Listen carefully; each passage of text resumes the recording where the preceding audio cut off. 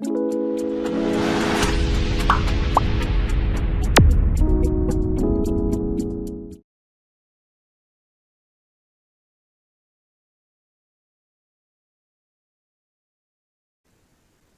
Friends, कैसे हैं आप लोग।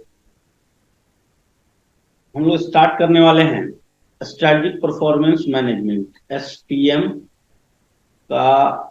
ये है लेक्चर नंबर 2 और आज की क्लास में जो डिस्कस होने वाला टॉपिक है आपके चैप्टर 1 का इंट्रोडक्शन ऑफ परफॉर्मेंस मैनेजमेंट का थर्ड टॉपिक जो है। कहने के लिए तो ये थर्ड है लेकिन ये फोर्थ टॉपिक है। इंट्रोडक्शन अलग से डिस्कस हुआ था लेकिन हम लोग 1.3 यूनिट पे आज काम करने वाले हैं। उसका नाम है procurement to pay and vendor relationship management.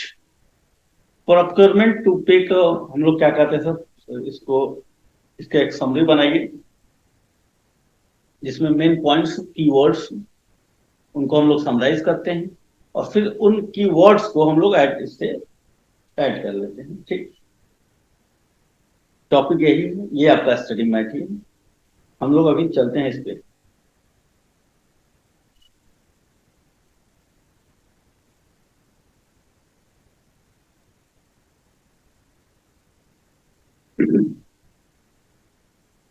Procurement to pay,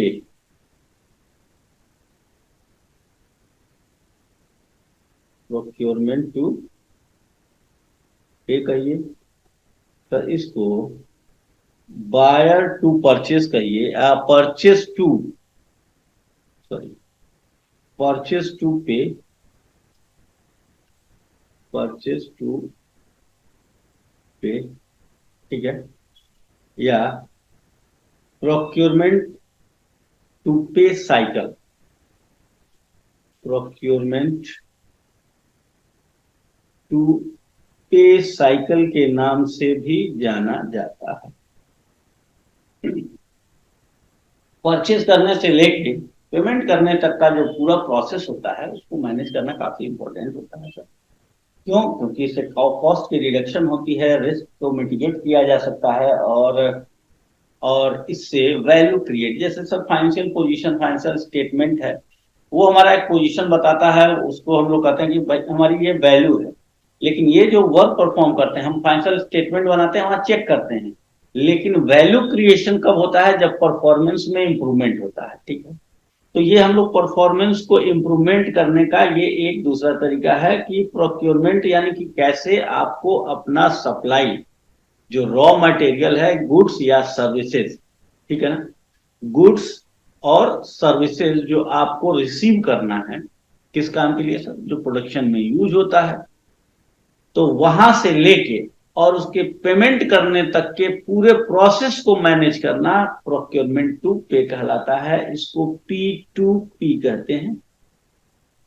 ठीक सर, ये प्रोक्योरमेंट टू पे। और एक होता है, जानते हैं, सप्लाई चेन मैनेजमेंट। ये अगला टॉपिक है, ये हम लोग आगे पढ़ेंगे, लेकिन थोड़ा सा दोनों को डिफरेंशिएट करना जरूरी है। एक है सप्लाई चेन मैनेजमेंट और दूसरा आपने ये पढ़ा प्रोक्योरमेंट टू पे, यानी कि इस प्रोक्योर टू पे मैनेजमेंट करना है आपको। तो ये दोनों टॉपिक में सर अंतर क्या है? दोनों टॉपिक सेम है क्या? तो सेम है तो अलग अलग क्यों दिए हैं? पहली बात तो ये जान लीजिए कि सप्लाई चेन मैनेजमेंट का पार्ट होता है P2P, इसका पार्ट होता है। ठीक, सप्लाई मैनेजमेंट जो होता है स्टार्ट कहां से होता है सर? रॉ मटेरियल जहां से अराइज होता है। जैसे बहुत सारी चीजें ऐसी हैं जो इंडिया में मैन्युफैक्चर होती हैं, जिसके कंज्यूमर इंडिया में है, लेकिन उसका रॉ मटेरियल आता है चाइना से। तो चाइना का जहां ये रॉ मटेरियल निकाला जाता है, वहां से लेके चाइना की कोई कंपनी होगी, वो रॉ मटेरियल निकालती होगी। अब ध्यान से समझिएगा, वो कंपनी भी इसमें आ गई सर, जो इसको प्रोसेस करके भेजने लायक करती होगी। उसमें कुछ और भी चेंजेस करने हैं तो दूसरी कंपनी होगी, उसमें कुछ और इंप्रूवमेंट करती होगी उस रॉ मटेरियल में, ताकि वो इंडिया तक आ सके। यानी कि वो किसी का रॉ किसी दूसरी कंपनी में यूज करने के लिए उसका रॉ मटेरियल बन सके। फिर इसमें बीच में ट्रांसपोर्टेशन वाले होते हैं, ट्रांसपोर्टेशन वाले होंगे, ट्रांसपोर्टेशन हो गए। फिर बीच में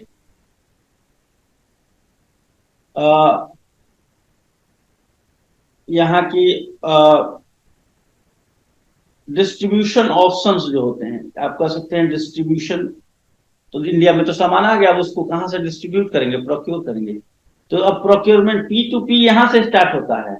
रॉ मटेरियल कहाँ चला, यहाँ इंडिया में अगर आपको रॉ मटेरियल चाहिए, यहाँ पे अपनी कंपनी है जिसको ये सामान चाहिए, तो ये सामान चाहिए, तो यहाँ जो डिस्ट्रीब्यूशन ऑप्शंस हैं इंडिया में, यहां से वो उठाएंगे ये लोग, यहां से इनके पास जाता है, इस कंपनी के पास जिसको जरूरत है।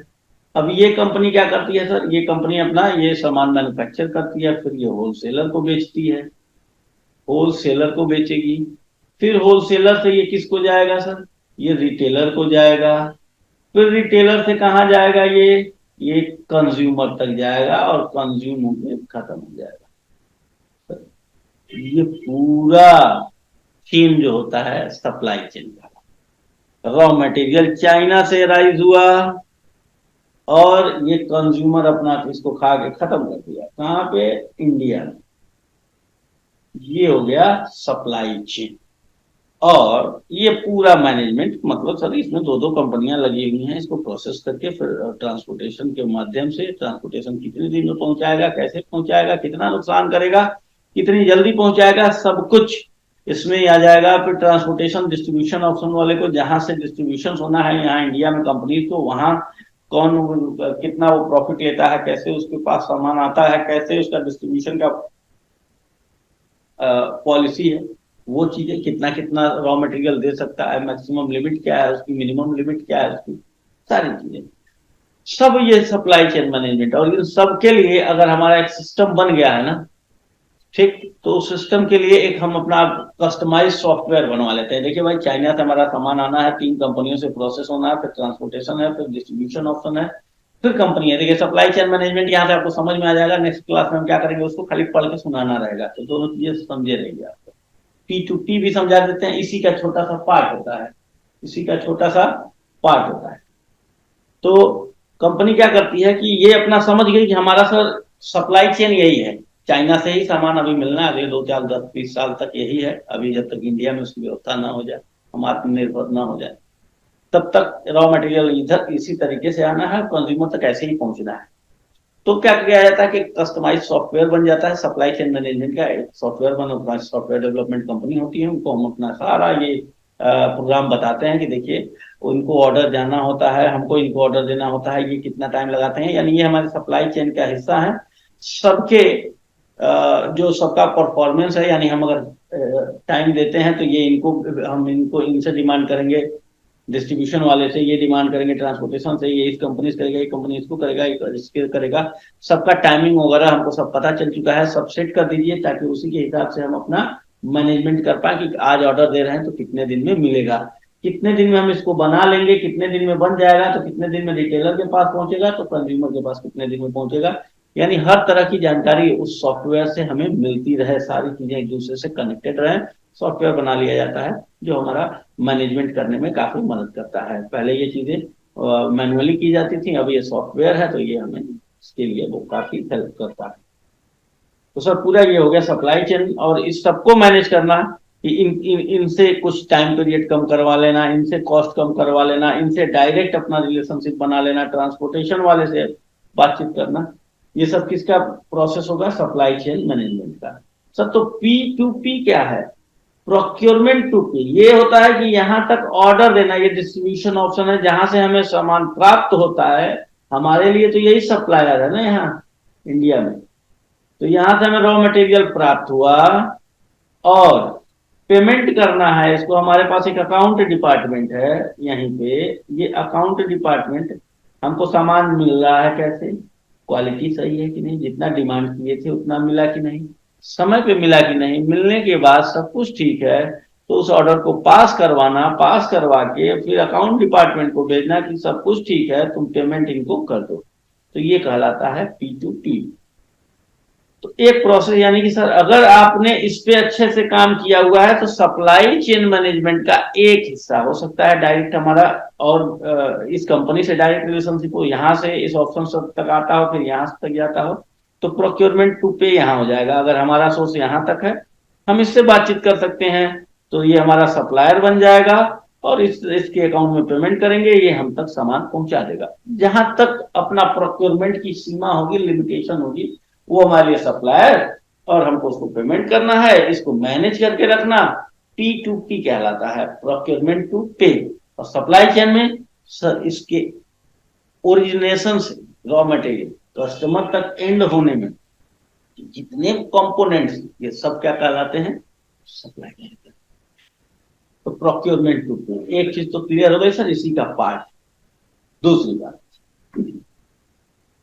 सर, प्रोक्योरमेंट टू पे में क्या क्या आता है, तो इसमें देखिए, अगर इसको एक छोटा साइकिल बनाते हैं, ये एक साइकिल है, छोटा साइकिल बनाते हैं, फिर एक बड़ा साइकिल बनाते हैं, उसमें सब कुछ डाल देते हैं। इसमें ये होता है कि पहले परचेज ऑर्डर को, परचेज ऑर्डर जो होता है उसको देना, ठीक। परचेज ऑर्डर के बाद इसमें जो होता है उसको रिसीविंग प्रोसेस कहते हैं। क्या कहते हैं, रिसीविंग प्रोसेस। रिसीविंग प्रोसेस यानी जो ऑर्डर दिए हैं उसको रिसीव करिए, और जो तीसरा होता है वो होता है इनवॉइसिंग प्रोसेस, जिसको कहते हैं हम लोग इनवॉइसिंग प्रोसेस। ये हो गया, मतलब परचेज का ये है हमारा P2P, बस इनवॉइसिंग करना, पेमेंट कर देना। सर परचेज ऑर्डर में क्या क्या आता है, अगर परचेज ऑर्डर तो थोड़ा सा हम लोग अगर देखें ठीक से, तो परचेज में क्या क्या, परचेज ऑर्डर देने के लिए क्या क्या प्रोसेस होते हैं परचेज में। अगर परचेज ऑर्डर में देखना चाहते हैं कि क्या क्या प्रोसेस होते हैं, तो सबसे पहले जो होता है इशुएंस ऑफ परचेज ऑर्डर, ठीक है ना। परचेज ऑर्डर को इशू किया जाता है, सबसे पहले परचेज डिपार्टमेंट के पास जो है वो रिक्विजिशन आती है, किसकी, डिफरेंट डिपार्टमेंट्स की रिक्विजिशन आती हैं कि हमको इतने मटेरियल की आवश्यकता है। उस रिक्विजिशन के बेसिस पे उसको एनालाइज करने, हाँ रेलिवेंट इंफॉर्मेशन है कि इतनी जरूरत है मटेरियल की, इतनी कंज्यूम हो सकती है, तो उसके बेसिस पे वो अपना परचेज ऑर्डर इशू करती है। तो परचेज ऑर्डर इशू करना ये किसका काम होता है, ये परचेज ऑर्डर का पास होता है। उस परचेज ऑर्डर के लिए क्या करना होता है, सिलेक्शन ऑफ वेंडर्स, वेंडर्स का सिलेक्शन करना होता है। फिर यहाँ पे तीसरा जो वो है issuance of purchase, sorry, issue of purchase requisition, purchase order तो issuance of purchase order last में, इशुएंस ऑफ परचेज रिक्विजिशन, वही तो बोल रहे थे, अलग अलग रिक्विजिशंस को इशू करना, ये रिक्विजिशंस है। फिर रिक्विजिशन के according selection of vendors, vendors को सेलेक्ट करना, और फिर परचेज ऑर्डर इशू करना, यानी इशुएंस ऑफ परचेज ऑर्डर। ये हमारा परचेज ऑर्डर का प्रोसेस है। इशुएंस ऑफ परचेज ऑर्डर दे दिया हम डिपार्टमेंट उस वेंडर को, मतलब सबसे पहले आपको रिक्विजिशन देखनी है कितनी आवश्यकता है, तो उसके हिसाब से आप अपने वेंडर्स का सिलेक्शन करते हैं। आपके पास डिफरेंट ऑप्शंस होते हैं, कौन सा वेंडर दूर है, कौन सा पास है, कौन क्या रेट दे रहा है, कौन किस वेंडर से हमारा डिस्काउंट या क्रेडिट में हमें सामान मिल सकता है, जो भी आपके ऑप्शंस हैं, जो आपकी जरूरत है वो आप देखते हैं। फिर उसके हिसाब से हम वेंडर्स का सिलेक्शन करते हैं। वेंडर से रिलेशनशिप मैनेजमेंट भी बहुत आवश्यक है, क्योंकि अभी अगला टॉपिक वही है, P2P, procurement to pay and vendor relationship management, यानी वेंडर से रिलेशनशिप को भी मैनेज करने से फायदा होता है सर। तो वेंडर का सिलेक्शन आप करते हैं, उसके साथ रिलेशनशिप के बेसिस पर कि आप अगर सर क्रेडिट पे मांगना चाहते हैं दे देता है, सर आप उसको टाइम से पेमेंट कर रहे हैं तभी तो क्रेडिट पे आपको दे रहा है, और उससे आपका क्या इंक्रीज करने वाला है, कौन सी वैल्यू बढ़ने वाली है, इस सब पे बात होगा। रिस्क कैसे कम हो जाता है, कभी कभी मार्केट में शॉर्टेज हो जाती है, हमें रॉ मटेरियल के लिए महंगा हो जाता है, कुछ पीरियड के लिए। उस समय अगर आपको चाहिए तो अगर आपका वेंडर से रिलेशनशिप अच्छा है तो वो नॉर्मल प्रोसीजर पे ही आपको भेजेगा, कहेगा ठीक है मार्केट क्राइसिस 2 दिन के लिए है लेकिन आप मेरे परमानेंट कस्टमर हैं, इसलिए जैसे जिस टर्म कंडीशन पे हम लोग अपना पहले करते थे लेन देन अपने गुड्स एंड सर्विसेज का, उसी टर्म कंडीशन पे करेंगे। ये रिलेशनशिप का पार्ट होता है। तो वेंडर रिलेशनशिप मैनेजमेंट का ये एक फायदा है जो हमें आगे देखना। तो वेंडर रिलेशनशिप मैनेजमेंट कर रहे हैं आप, तो उससे आपको वेंडर्स को सेलेक्ट कर लिखना है, फिर सेलेक्ट करके आपको ऑर्डर इश्यू कर देना है। फिर सर रिसीविंग प्रोसेस में क्या होगा, रिसीविंग होगी अगला प्रोसेस, ठीक है। रिसीविंग में क्या होता है, छोटी सी बात है, गुड्स एंड सर्विसेज को रिसीव करना, गुड्स एंड सर्विसेज को रिसीव करना, और उसके बाद गुड्स सर्विसेज को रिसीव करना, फिर इसे टैली कराना, इसे ओरिजिनल डॉक्यूमेंट से, यानी कि डॉक्यूमेंट को रिव्यू करना, डॉक्यूमेंट को रिव्यू करिए आप, ठीक, और उस डॉक्यूमेंट का आप एंट्री कर दीजिए कि भाई इतने का सामान आया, ठीक। टैली कराना और उसको डॉक्यूमेंटेड, एंट्री का मतलब वही हो गया डॉक्यूमेंटेड, ठीक है सर, दोनों बातें हो गई। रिसीविंग प्रोसेस में डॉक्यूमेंट कर देना, रिसीव कर लेना, फिर लिख देना जहां जहां लेजर वगैरह में पोस्टिंग करनी है कर दीजिए। फिर अपना आ जाता है इनवॉइसिंग प्रोसेस। इनवॉइसिंग प्रोसेस का मतलब सर वो अपना जितने का सामान भेजा है उससे हम इनवॉइस क्या करेंगे, रिसीव करेंगे, और इनवॉइस रिसीव करने के बाद, रिसीव कर लीजिए रिसीव्ड इनवॉइस, फिर क्या करते होंगे सर, इस इनवॉइस को किससे मैच कराते होंगे, इसको मैच करा देते होंगे हम लोग रिकॉन्सिलेशन, इसको कहते हैं, क्या कहते हैं, रिकॉन्सिलेशन, इसी को कहते हैं मैच कराना विथ ओरिजिनल डॉक्यूमेंट, जो भी ओरिजिनल ऑर्डर दिए थे या original purchase order, original purchase order से रिकाउंसिल कराना, और रिकाउंसिल करा के उसके बाद अगर सर सब कुछ ठीक है टैली है तो आप अकाउंट डिपार्टमेंट को अप्रूवल दे दीजिए, पेमेंट कर दे फॉर पेमेंट, ये हो गया। इसको चाहे तो आप सर्किल बना के लिख लीजिए। सर्किल बना के कैसे लिखा जा सकता है सर, सर पहले तो रिक्विजिशन, परचेज रिक्विजिशन हो गया आपका, इशू होगा क्या, इशुएंस ऑफ परचेज रिक्विजिशन, फिर सर सिलेक्शन ऑफ वेंडर होता है, ये पे टू पे प्रोसेस है, बस ये याद रखिए, खत्म, बाकी सारे कुछ है ही नहीं। सिलेक्शन ऑफ वेंडर लिख लीजिएगा। तो सिलेक्शन ऑफ वेंडर के बाद अब क्या करना है, issuance of purchase order, purchase order को इशू कर देना, फिर क्या करना सर, गुड्स एंड सर्विसेज को रिसीव करना, रिसीव कर लिए सर गुड्स एंड सर्विसेज को, रिसीव करने के बाद इसको मिला लेना, इसको टैली करा लेना, टैली कराने के बाद इसकी एंट्री पास कर देना, डॉक्यूमेंट कर देना, फिर सर ये डॉक्यूमेंटेड हो गया तो इनवॉइस आता है, हमारे पास सामान आ गया, इनवॉइस रिसीव करिए, जो सामान लेके आया आपको इनवॉइस देगा, इनवॉइस को रिसीव करना, इस इनवॉइस को ओरिजिनल परचेज ऑर्डर से मिला लीजिए, ओरिजिनल परचेज ऑर्डर से टैली कराइए, और इसके बाद अगर सब कुछ ठीक है तो अप्रूवल दे दीजिए किसको, अकाउंट डिपार्टमेंट को, किस चीज के लिए, पेमेंट के लिए, पेमेंट के लिए, और फिर ये काम हो गया। फिर परचेज डिपार्टमेंट के पास ये ऑर्डर रिक्विजिशन आएगा, फिर सिलेक्शन ऑफ वेंडर होगा, इस तरह से चलता रहता है। इसको कहते हैं P2P, और सर ये P2P हो गया। अब आप कहेंगे इससे सर फायदा क्या है, इससे तो हमने इसका फायदा या ऑब्जेक्टिव क्या है, बस तो वो छोटी सी बात है, इतने में तो हो गया ना। ये बात समझ में आ गई आपको, ये परचेज से लेके यहीं तक समझा दिए थे, सप्लाई चेन का मतलब क्या है पूरा यहाँ से यहाँ तक। प्रोक्योरमेंट टू पे उसी का पार्ट होता है, इसमें इतनी ही प्रोसेस होती हैं, जहां से सामान सप्लाई रिसीव करना है और पेमेंट करना है, उसी को रिसीव करना है इधर से पेमेंट कर देना, ये पूरा प्रोसेस P2P कहलाता है। ये इम्फेसिस होता है सप्लाई चेन मैनेजमेंट में, इसलिए ये इम्प्रूव कर देता है हमारा कुछ काम को तो ये ठीक कर दिया ना, मतलब कुछ भाग जो है सप्लाई चेन मैनेजमेंट का हमारा बिल्कुल फिट है, तो वेंडर रिलेशनशिप मैनेजमेंट भी हो जाता है हमारा इससे, यानी कि वेंडर का रिलेशनशिप मैनेजमेंट में ज्यादा काम नहीं करना होगा, सप्लाई चेन मैनेजमेंट का कुछ हिस्सा अपना यही ठीक हो जाता है। मतलब होता है ना, आपको 100 काम करने हैं और एक काम आपने ऐसा किया जिससे उस 100 काम के 10 काम को करने में मदद मिल गई या वो इम्प्रूव हो गए, तो उस पर अब कम काम करना पड़ता है। जैसे आप यहाँ पे कुछ ऐसा, जैसे आप बिजनेस वैल्यूएशन में कुछ ऐसे फॉर्मूले पढ़ लेते हैं जो आपको एसएफएम में मदद करते हैं, जैसे प्रेजेंट वैल्यू वगैरह निकालने के लिए जो फॉर्मूले हैं, जो चीजें हैं वो बिजनेस वैल्यूएशन में भी हैं, वो सर हमारे एसएफएम में भी है। दोनों हमारा पढ़ लेने से वहां पे उसका वर्ड बर्डन कम हो जाता है। ठीक उसी तरह P2P मैनेजमेंट करने से सप्लाई चेन मैनेजमेंट में कुछ वर्ड का बर्डन कम हो जाता है।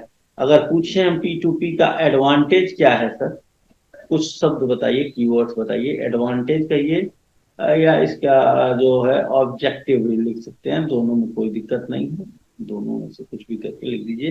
तो सर पहला है कि वैल्यू क्रिएट करना, क्रिएटिंग वैल्यू, क्या लिखेंगे आप सर, इससे वैल्यू क्रिएट होती है ना, जब इम्प्रूवमेंट होगा तो हमें सब कम समय में अच्छा सामान मिलेगा, क्वालिटी इंप्रूव होगी और वेस्टेज कम होंगे, ये सब चीजें हैं जिससे हमारी वैल्यू क्रिएशन होती है, हमारी इफेक्टिवनेस बढ़ती है। और साथ में वैल्यू क्रिएशन के साथ कॉस्ट रिडक्शन होता है, कॉस्ट रिडक्शन होगा, जिससे इन दोनों से फायदा क्या होता है, हेल्दी फाइनेंशियल हेल्थ जो होता है वो क्या हो जाएगा, इंप्रूव हो जाएगा, किसका इंप्रूव होता है इससे, financial health of enterprises, enterprises का फाइनेंस,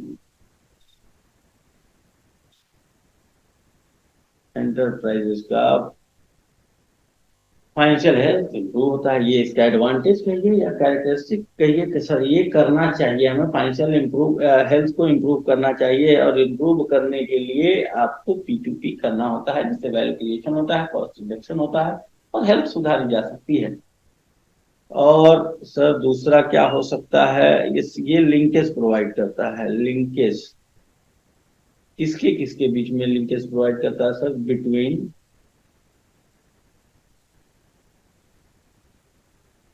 परचेज डिपार्टमेंट और ये एक दूसरे से कनेक्ट रहते हैं हमेशा, तो कनेक्टिविटी से जो भी कम्युनिकेशन गैप नहीं होने पाता दोनों के बीच में, इसलिए जिस टाइम पे जो चीजें चाहिए होती हैं वो मिलती रहती हैं और प्रॉपर कम्युनिकेशन होता रहता है। परचेज डिपार्टमेंट कभी कोई चीज सस्ता हो रहा है मार्केट में मिल रहा है, तो जो परचेज डिपार्टमेंट अप्रोच करता है उसको प्रोडक्शन वालों को कि सामान की जरूरत है, सस्ता है, इस समय लेके रख लिया जाए, कितना मैक्सिमम आप लोग कंज्यूमशन कर सकते हैं। तो कम्युनिकेशन अगर होता रहेगा तो हो सकता है कि उसका जो मार्केट में इस समय सामान सस्ता हुआ है उसका फायदा उठाया जा सके। जब दोनों में कम्युनिकेशन गैप होगा, सिर्फ फॉर्मली बातें ही होंगी, तो इन सब सिचुएशंस का फायदा नहीं उठाया जा सकता है, और ये फायदा उठाने के लिए उनके बीच में लिंकेज होना जरूरी है, between purchase department and payment department. Payment करिए चाहे अकाउंट पेबल, अकाउंट पेबल, इन दोनों के बीच में लिंकेज बना होता है सर।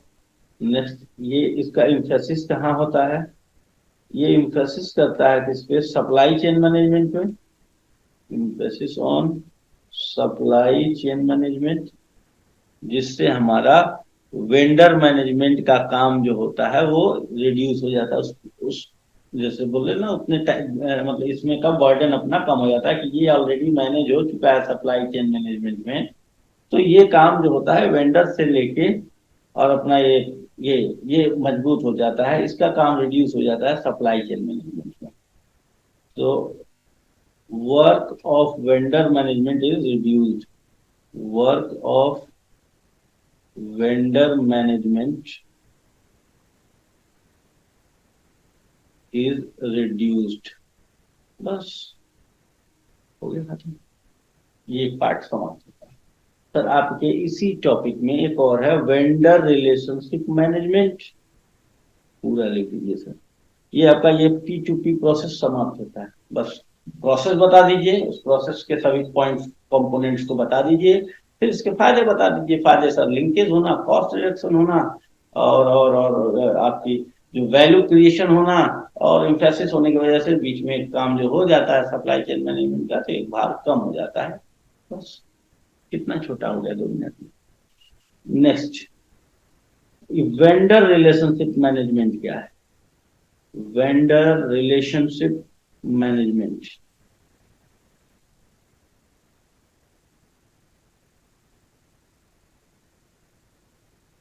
इसका मतलब है सर, एक बायर, ये एक्सटेंशन होता है। किसका एक्सटेंशन होता है जानते हैं? एक्सटेंशन मतलब थोड़ा एडवांस वर्जन है। किसका एडवांस वर्जन है सर?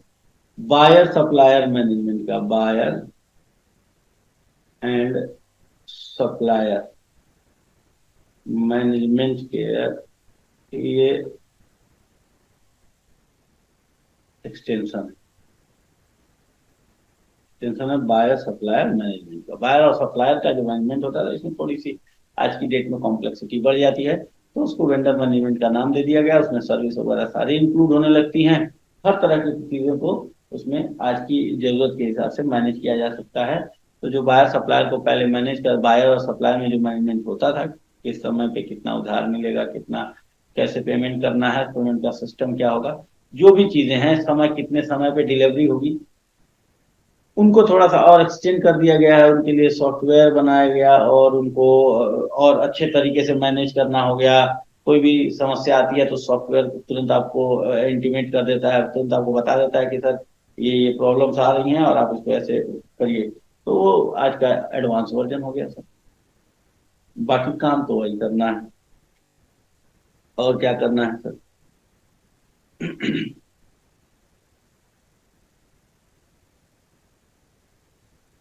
चलिए दूसरा, ये क्यों, वाई वेंडर रिलेशनशिप मैनेजमेंट की आवश्यकता क्यों पड़ी, इसको इम्प्रूव क्यों करना चाहिए?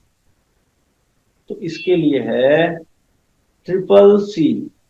ट्रिपल सी एंड ई, ये आप लिख देंगे ट्रिपल सी, मतलब C3E शॉर्ट है, एक शॉर्ट फॉर्म है। जैसे उसमें था वी वुका, VUCA। सर किसमें था कि वाई परफॉर्मेंस मैनेजमेंट, तो आपने कहा था सर वोलाटिलिटी आजकल आ गई है, अनसर्टेनिटी आ गई है बिजनेस इन्वायरमेंट में। सर इसमें कॉम्प्लेक्सिटी एम्बिग्यूटी आ गई है, जिसकी वजह से वाई ये वर्ड्स को लिखना जरूरी है, ये इसी के लिए दिया था। यहाँ भी यदि वेंडर रिलेशनशिप मैनेजमेंट होगा तो पहला सी जो है वो कहता है कि आपका कॉस्ट एफिशिएंट हो जाएंगे आप, इससे आपकी कॉस्ट एफिशिएंसी आएगी। मैंने अभी आपको समझाया, हर तरह से वो समय पे डिलीवरी देगा आपको, आपका काम रुकने वाला नहीं है। काम अगर रुकता है सर, काम रुकने का मतलब मशीन चलेगी या फिर लेबर खाली बैठे होंगे, जिससे कॉस्ट बढ़ती है। तो ये सब कॉस्ट में फिर अगर मार्केट में सामान अचानक से कुछ दिन के लिए क्राइसिस आई है, 2 दिन के लिए महंगा हुआ है, तब भी आपको उसी तरह से सप्लाई होता रहेगा जैसे पहले होता था, उससे आपके ऊपर कोई फर्क नहीं पड़ेगा। यानी आप कॉस्ट एफिशिएंट हो जाएंगे अगर आप वेंडर रिलेशनशिप मैनेजमेंट करते हैं। तो कीवर्ड क्या हो गया सर? हम कॉस्ट एफिशिएंट हो जाएंगे, सी, पहला सी। दूसरा सी क्या है सर? इंक्रीज्ड, क्या इंक्रीज हो जाएगा? इंक्रीज्ड कंपटीशन, यानी हमारा जो है कॉम्पिटिटिवनेस।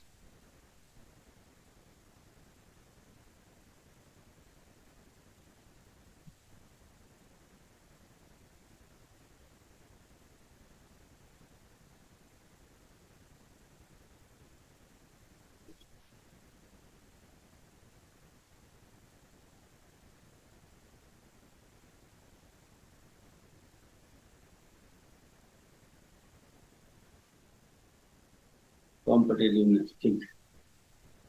तो कॉस्ट एफिशिएंसी और हमारी जो कॉम्पिटिटिव कंपटीशन की क्षमता है, कॉम्पिटिटिवनेस है, वो इंक्रीज कर जाती है। मतलब हम मार्केट में अपने पोजीशन जो कॉम्पिटिटिव रहेंगे, हमेशा सरवाइव कर पाएंगे। क्योंकि अगर किसी को सस्ता सामान मिलता है सर वो थोड़ा अपना कॉस्ट कम करके बेचना शुरू करता है, मार्केट में कब्जा करना शुरू करता है, तो हमारा भी वेंडर रिलेशनशिप मैनेजमेंट होगा तो हम भी कंपटीशन में बने रहेंगे, उनको पूरी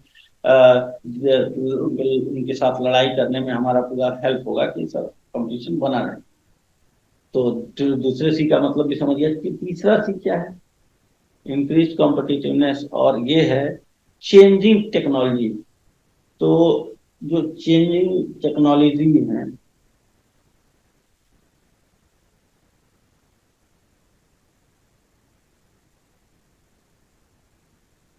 टेक्नोलॉजी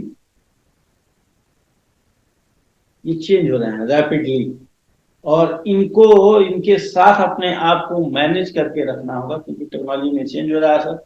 और वेंडर से जो है जैसे क्वालिटी में चेंज हो रहा है, या आपको इम्प्रूव क्वालिटी चाहिए, या जिस टेक्नोलॉजी से मशीन आ रही है उसके अकॉर्डिंग आपको रॉ मटेरियल चाहिए, तो वेंडर्स का किस वेंडर से, आप वेंडर मैनेजमेंट में किस वेंडर को सेलेक्ट करना है ये भी वेंडर मैनेजमेंट में आता है। और सेलेक्ट हो गया तो उससे किस टर्म कंडीशन पे सामान खरीदना है जिससे आपको सस्ता पड़े, ये भी वेंडर मैनेजमेंट में आता है। यानी वेंडर का टेक्नोलॉजी चेंज हो रही है तो ये वेंडर पुराने वेंडर थे, ये उस क्वालिटी का सामान नहीं दे पाएंगे सर, इसके तो दूसरा सेलेक्ट करिए, ये वेंडर मैनेजमेंट का प्रोसेस। तो टेक्नोलॉजी चेंज होने की वजह से भी अगर आपको मार्केट में बना रहना है, आपको सर्वाइव करना है, तो वेंडर्स का सिलेक्शन यानी वेंडर मैनेजमेंट आपको करना होगा। तो 3C ये कहते हैं इस बात को कि वेंडर रिलेशनशिप मैनेजमेंट क्यों हो सकती है। ई सर इसका मतलब है इफेक्टिवनेस। इफेक्टिवनेस ये आपको आपकी बढ़ जाती है। मतलब सर आपके दवा इफेक्टिव कब होती है, सर एक दवा खाए तुरंत बीमारी ठीक हो गई, यानी जिस तरह की बीमारी थी उस तरह की ही दवा ले लिए तो वो दवा इफेक्टिव कहलाती है, प्रभावी है, उसका प्रभाव पड़ा आपको। लेकिन सर बीमारी कुछ और थी, दवा कुछ और खा रहे, इसका मतलब वो इफेक्टिव नहीं थी। ठीक वैसे ही आपको जो चाहिए वेंडर मैनेजमेंट, तो वैसा ही वेंडर सेलेक्ट करिए, उसी से सामान लीजिए और उसी क्वालिटी की लीजिए, और जिस क्वालिटी का आप प्रोडक्शन करना चाहते हैं उसी क्वालिटी का प्रोडक्शन करिए, तो इफेक्टिवनेस बढ़ती है। अगर अच्छा सिलेक्शन हुआ वेंडर का और सस्ते में सामान मिला, अपनी क्वालिटी की रिक्वायरमेंट के अनुसार सामान मिला, समझ में आई बात, इसको इफेक्टिवनेस। तो ये चार चीजें हैं जो वो क्या करती हैं, ये इंपॉर्टेंट बनाती हैं कि आपको क्या करना है, वेंडर रिलेशनशिप मैनेजमेंट को रखना है। तो ये देखिए ना, बस आपको कितना याद रखना सर, वेंडर रिलेशनशिप मैनेजमेंट जो है बायर सप्लायर मैनेजमेंट का एक एक्सटेंशन फॉर्म है, जिसमें हमको कोई सामान बाय करना है, जिससे बाय करना है, उन दोनों के बीच का रिलेशनशिप जो होना चाहिए वो बेस्ट होना चाहिए। सर क्यों बेस्ट होना चाहिए, क्यों मैनेजमेंट आवश्यक है, क्योंकि अगर आपको कॉस्ट एफिशिएंसी चाहिए, एफिशिएंसी मतलब सस्ता चाहिए, तो भी ये आपको आपकी मदद करेगा। अगर आपको कंपटीशन में बने रहना है, अपनी कॉम्पिटिटिवनेस को इंक्रीज करना है, तो भी इसमें आपकी ये मदद करेगा। यदि टेक्नोलॉजी में चेंजेस हो रहे हैं और आप वेंडर मैनेजमेंट करना जानते हैं, तो भी आप फायदे में रहेंगे, तभी आप फायदे में रहेंगे, नहीं तो आप धीरे धीरे धीरे धीरे मार्केट में पीछे चले जाएंगे। सर अगला है इफेक्टिवनेस, यानी आप प्रभावी रहेंगे, जो चीज आप चाहते हैं वैसा ही होगा यदि वेंडर मैनेजमेंट किया आपने तो। 3-4 कारण होगा। सर इसका फायदा क्या होता होगा, ये सब चीज अचीव करेंगे तो इससे सर इसके एडवांटेज कहिए या ऑब्जेक्टिव कहिए, एडवांटेज या ऑब्जेक्टिव, वो क्या है सर, ये खत्म हो गया आपका ये पूरा ये यूनिट। एडवांटेज सर है फिर वही कॉस्ट रिडक्शन, ठीक है। और क्या है sir, risk mitigation, risk mitigate risk, mitigate risk को कम कर देना, रिस्क खत्म हो जाना, जैसे हमने बताया ना टेक्नोलॉजी के हिसाब से या इन्वायरमेंट में चेंजेस के हिसाब से कोई कोई कमी, जो सप्लाईज आप यूज करते हैं उसकी कमी आ गई मार्केट में, तो वो उसका रिस्क है ना, कि हो सकता है सर कल को महंगा सामान मिले, न मिले, काम रुक जाए 2 दिन के लिए, या तो इन सब चीजों का रिस्क जो होता है खत्म हो जाता है कि वेंडर से आपका कांटेक्ट हो गया, उसकी समस्या है, उसको समय पे सामान पहुंचाना है, कांटेक्ट हो गया, नहीं पहुंचाएंगे तो कांटेक्ट किए हुए तो उनको अपना जो भी नुकसान होना है होगा वो देंगे हमको, तो वो अब उनकी चिंता है। तो हमारा इस तरह का रिस्क क्या हो जाना है, खत्म हो जाना है। इसी को कहते हैं mitigate of risk cost reduction cover हो जाना और लॉन्ग स्टैंडिंग रिलेशनशिप का लॉन्ग स्टैंडिंग रिलेशनशिप बना होता है किसके बीच में, relationship between those two parties. और ये लॉन्ग स्टैंडिंग रिलेशनशिप अगर बनता है तो आप जानते ही हैं जो लंबे समय तक रिलेशनशिप होते हैं उसमें मजबूती आती है और उसके हिसाब से आप एडवर्स सिचुएशंस में वो एक दूसरे की मदद कर लेते हैं, उनको फायदा मिलता है। तो ये आपका ऑब्जेक्टिव होता है कि रिस्क को कम कर लेना, कॉस्ट को रिड्यूस कर लेना, लंबे समय तक हम लोगों का रिलेशनशिप बना रहे, झगड़ा ना हो, किसी बात को लेके पैसे का लेना देना, सामान का समय पे पहुंचना, इन सब चीजों को लेके झगड़ा नहीं होना, लॉन्ग स्टैंडिंग रिलेशनशिप बनाए रखना, ये हमारा ऑब्जेक्टिव है वेंडर रिलेशनशिप मैनेजमेंट का। और ये क्यों किया जाता है, तो C3E 3C है जिसको आप लोग याद कर लेते हैं हम लोग अभी के अभी। कॉस्ट एफिशिएंसी है, कॉम्पिटिटिवनेस है जो इंक्रीज कर जाए, changing in technology and effectiveness, vendor relationship management by supplier relationship का एक्सटेंडेड पार्ट है। और ये आज की डेट में एडवांस वर्जन में आ गया है, पहले ये लोकल तरीके से होता था। उसके पहले मैंने आपको बताया कि P2P प्रोसेस क्या है, उसके फायदे क्या हैं, तो वो वैल्यू क्रिएट करता है, कॉस्ट रिडक्शन करता है, हेल्दी फाइनेंशियल इन्वायरमेंट बनाने में हमारी मदद करता है, वो लिंकेज प्रोवाइड करता है किसके बीच में सर, परचेज डिपार्टमेंट और अकाउंट डिपार्टमेंट के बीच में, वो सप्लाई चेन पे इम्फेसिस करता है जिससे वेंडर मैनेजमेंट का काम रिड्यूस हो जाता है। सर ये P2P प्रोसेस होता क्या है, ये परचेज ऑर्डर से लेके पेमेंट करने तक का प्रोसेस होता है। इसमें परचेज रिक्विजिशन पहले प्राप्त होता है, फिर वेंडर का सिलेक्शन होता है, फिर परचेज ऑर्डर को इशू कर दिया जाता है, गुड्स को रिसीव कर लिया जाता है, फिर उसको टैली करा के उसकी एंट्री कर ली जाती है, फिर इनवॉइस रिसीव किया जाता है, इनवॉइस को ओरिजिनल परचेज ऑर्डर से मैच कराया जाता है, उसके बाद अकाउंट डिपार्टमेंट को अप्रूवल भेज दिया जाता है कि आप पेमेंट कर दो। ये पूरा प्रोसेस P2P प्रोसेस कहलाता है। खत्म हो गया क्या? जी आइए देखते हैं, स्टडी मैट में यही लिखा हुआ है क्या, ये देखिए P2 प्रोसेस क्या होता है सर, ये परचेज टू पे होता है, बिल्कुल सही है, ये परचेज टू पे होता है, बस जहां से परचेज किया जाए वहां से पेमेंट करने का ये होता है। ये वैल्यू क्रिएशन करता है, ये कॉस्ट रिडक्शन करता है, और क्या लिखा हुआ है सर, और which contribute financial health of directly, ये बेटरिंग क्या करता है, bettering the financial health of the enterprises, financial health of enterprises को ये मजबूत है, मतलब अगर उसके लिए कंट्रीब्यूशन करता है कि इंप्रूव हो जाए फाइनेंशियल हेल्थ, जिससे कॉस्ट रिडक्शन होगी तो फाइनेंशियल हेल्थ ऑटोमेटिकली इंप्रूव होगा, रॉ मटेरियल के परचेज से लेकर और जो भी पेमेंट करना होता है उसके लिए देखिए अकाउंट पेबल डिपार्टमेंट तक होता है। वेल डिफाइंड P2P हेल्प करता है better bottom lines, bottom line it has help to develop better vendor relationship management, सही है, अगर इससे वेंडर रिलेशनशिप मैनेजमेंट भी अच्छा हो जाता है, मैक्सिमाइजिंग बाइंग पावर बढ़ जाती है हमारी, मतलब परचेज करने की कैपेसिटी बढ़ जाती है। P2P प्रोसेस में भी initiated through the strong procurement plan, मतलब इसका प्रोक्योरमेंट प्लान जो होता है स्ट्रॉन्ग, मतलब क्या आपको चाहिए होता है, प्रोक्योरमेंट प्लान से सब होता है।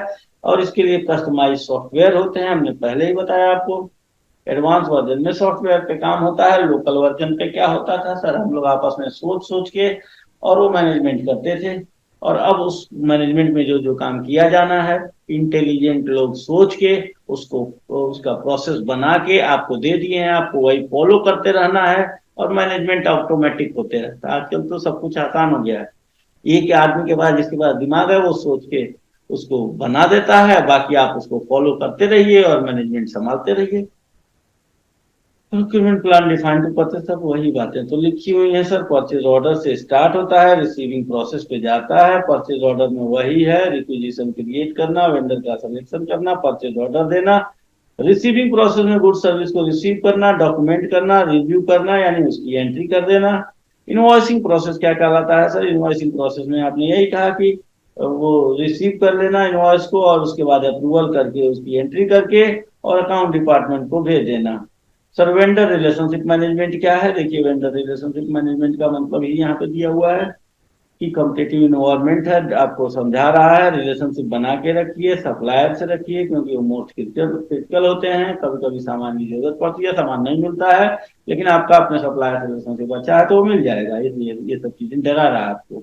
दे forwarded 4 specific issues in favour of their argument, और 4 स्पेसिफिक इशूज वही कर रहा है। कौन सा 4 स्पेसिफिक इशूज है सर जिसकी वजह से ये किया जाता है? तो कॉस्ट एफिशिएंसी है, इफेक्टिवनेस हो गया, चेंजिंग टेक्नोलॉजी हो गई, इंक्रीज कॉम्पिटिटिवनेस हो गया। ये 4 ऐसे फैक्टर्स हैं जिनकी वजह से इसकी आवश्यकता पड़ती है। इसको मैनेज करने से होता क्या है सर? ये एक्सटेंशन है बायर सप्लाई रिलेशनशिप का। इससे फायदा क्या है? मैनेजमेंट को कॉस्ट रिड्यूस होता है, और क्या होगा? रिस्क कम हो जाएगा, और क्या होगा? बस सर इसमें भी वही सारी बातें, राइट वेंडर को सेलेक्ट करना, इंश्योर करना, उसके साथ राइट कांटेक्ट करना, फिर रिलेशनशिप बना के रखना वेंडर से। आइडल नंबर ऑफ वेंडर, कितना आपको वेंडर्स रखने चाहिए उतने ही नंबर रखिएगा, और रिस्क तो कम हो जाना। Vendor relationship best fit for the enterprises, वही मैनेजमेंट वाला प्रोसेस रखिए जो आपके ऑर्गेनाइजेशन के लिए बेस्ट फिट हो। मतलब जरूरत से ज्यादा वेंडर भी मत बना लीजिएगा कि आप उसमें सिलेक्शन ही नहीं कर पाए। यानी सिलेक्शन करने के लिए जो मिनिमम नंबर चाहिए उतना रखिए, और उनके साथ सही समय पे सही कांटेक्ट करिए, और बस बाकी चीजें क्या है, यही तो वेंडर रिलेशनशिप मैनेजमेंट है सर। इसके फायदे क्या हैं? इसके फायदे वही है जो आपने बताया अभी, अच्छा हम ही ने बताया था, वही रिस्क को कम करना, और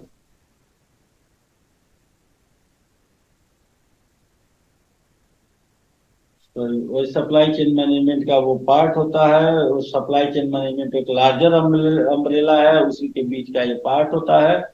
बस सर बस, और इसी में छोटा मोटा कहीं पॉइंट लिख दिया है, ऊपर ही लिखा हुआ था कि गुड्स एंड सर्विस को प्रोक्योर करना होता है। इस लॉन्ग रन में आप अपना रिलेशनशिप स्ट्रेंथन कर सकते हैं। और इसके फायदे के बारे में लिखा हुआ है, cost cutting, increase efficiency, risk को मिटिगेट करना हो तो गया, बता तो दिए, रिस्क मिटिगेट करना, कॉस्ट को इम्प्रूव करना।